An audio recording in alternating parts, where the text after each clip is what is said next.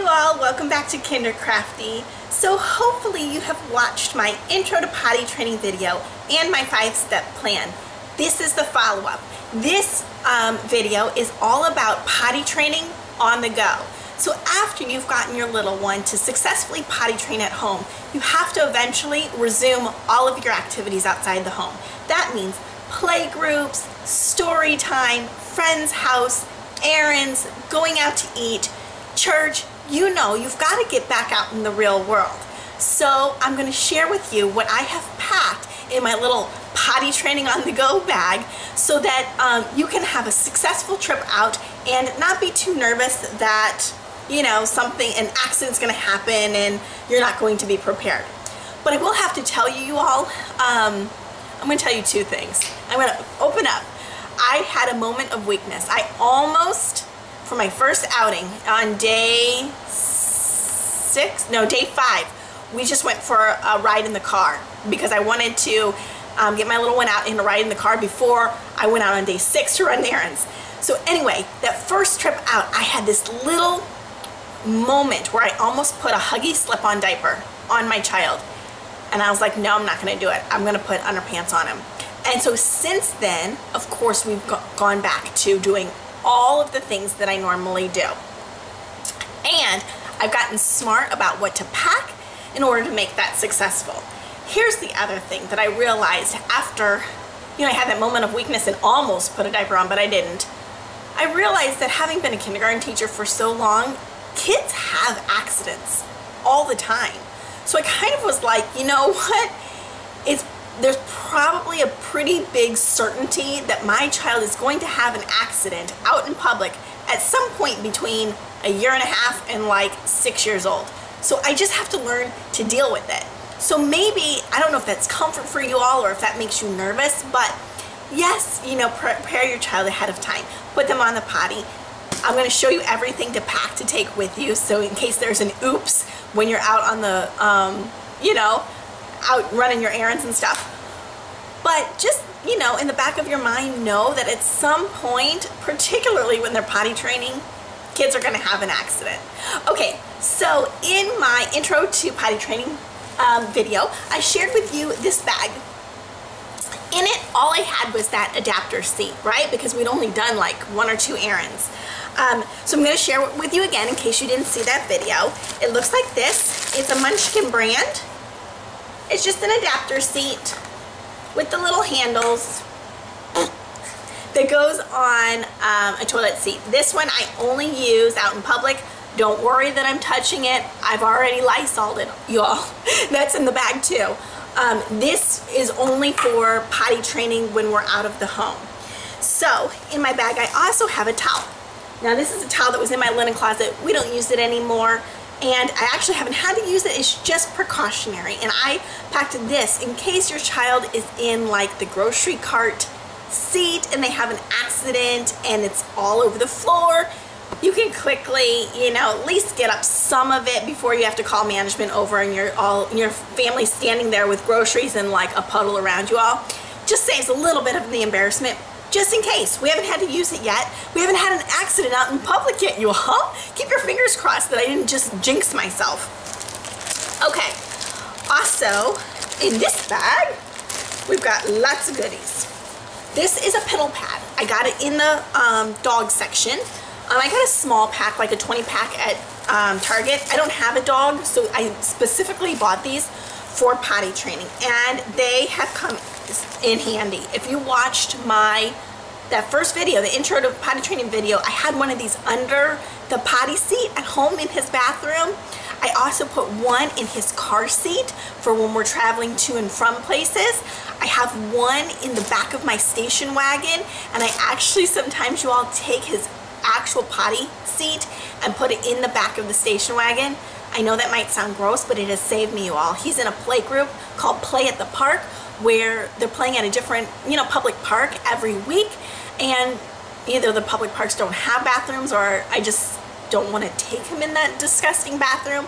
It saves me. Any of you that have to travel a long distance to go see grandma and you're going to be in the car a long time, or if you have older ones that are in carpool line or, you know, camp or whatever, and you have to travel with your potty training toddler to the school, then you have to wait in that long car line and then drive home. You know, you may need that potty seat, because let me tell you, I've seen some moms get in fights, you all, about getting out of the car line and jumping back in. It's crazy. Moms don't want to get out of their spot in the car line. So anyway, take a potty seat. And if it grosses you out that it's the one that your child uses all day long, buy a cheap one just as your emergency potty seat. I think they have them for like $9 at Walmart. Or you could even go to a consignment store, baby consignment store, or Goodwill and get a plastic one. I know you're thinking, gross, a used potty. It's your emergency potty, you all. Bring it home, make a solution of Clorox and Clorox bleach and water, spray it down and let it dry in the sun. It'll be good, you all. It's just for emergencies. Your child isn't going potty on it all day, every day. You may never need to use it.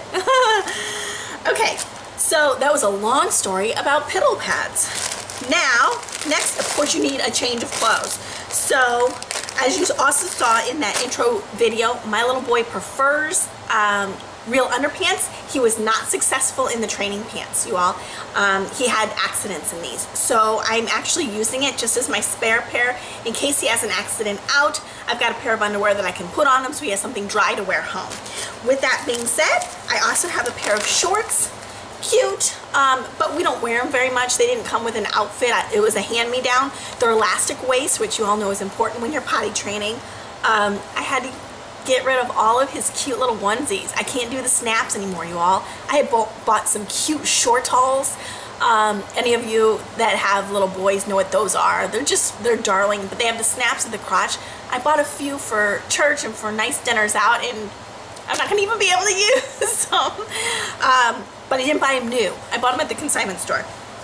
Also, with the extra pair of underwear, extra pair of shorts, extra pair of socks. Because if any of you have ever experienced a child have an accident, a pee-pee accident, it runs down their leg and into their socks. So, an extra pair of socks.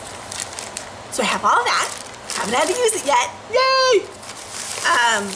I have my Lysol spray. Well, this is, you all know that I love my Lysol spray. If you go back and look at my what to pack for a day trip video, gosh, I think that was maybe back in March. I can't remember. But anyway, I don't even use that anymore because I'm potty training now. So I take a purse and I take the potty training bag.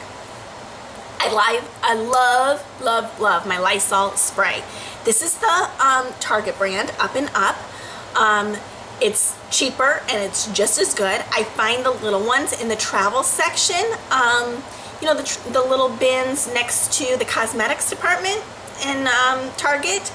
So I buy a couple of them, you all. I have one in his potty training tote bag and I have one in my purse at all times, and I probably should keep one in the car too. So I use this, you all, after he goes to the bathroom out in a public place, which you all, I think he's christened every place that we've been to.